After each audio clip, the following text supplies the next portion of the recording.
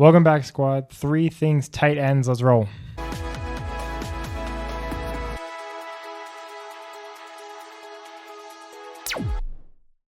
Welcome back, squad. Like I said, 3 things you want in a tight end. Let's jump right in. Number 1 thing, super obvious, stays the same, targets. The tight end with the most targets last year was Brock Bowers with over 150. Guess who finished as tight end number 1? Brock Bowers. That's who. It's very obvious. Stays the same. Don't want to overthink it, overcomplicate it. Targets are good. Targets are your friend. Number 2, this is a little bit subjective. Lack of competition. I'll give you an example. Cole Kmet, I think, is a very good tight end. I think he's talented. I think he has ability. Is he a good fantasy tight end? No, not really. So sometimes, you hear those stats of like, no QB has had 3 wide receivers was a top 36 finish in 2,000 years or something like that.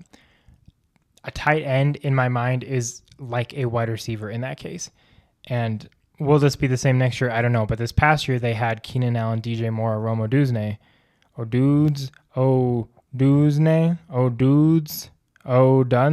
No. Rome. They had Rome. And on top of that, they had Kmet. And they had their running backs. So with Kmet, it was hard because some weeks, right, he'd get 2 TDs and he was great. And then some weeks he'd get 1 target. So you just don't know when there's that much competition. Another example, the Houston Texans, Dalton Schultz. Schultz is a good tight end. I like him. Tank Dell, Stephon Diggs, Nico Collins. Too many mouths to feed to be consistent. He will have really good weeks. I don't super know when those are going to be. I don't trust when there's too much competition. It just makes things unstable. So I'm out when there's too much competition. And the last thing, you want to look at defenses versus tight ends. So this isn't really a draft strategy per se. This is more matchup strategy. The number 1 defense against tight ends last season was the Lions. They gave up under 9 fantasy points a game to tight ends, which is crazy. For reference, the Bengals were last. They gave up 16.6 fantasy points per game to tight ends.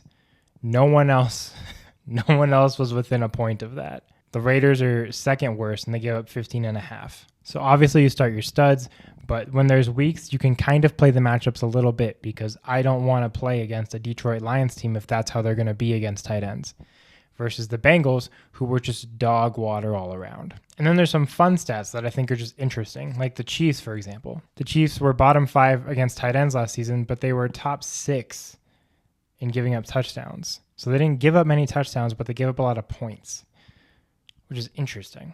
So when you look at these numbers, you got to peruse through and kind of see what fits the bill. If you have a guy like Trey McBride who just didn't get in the end zone really much this year, that might be more important versus like a really TD dependent tight end that you have, right? If you have like a Cole Kmet and you're banking on him getting a touchdown, but you play the Chiefs, I'm nervous.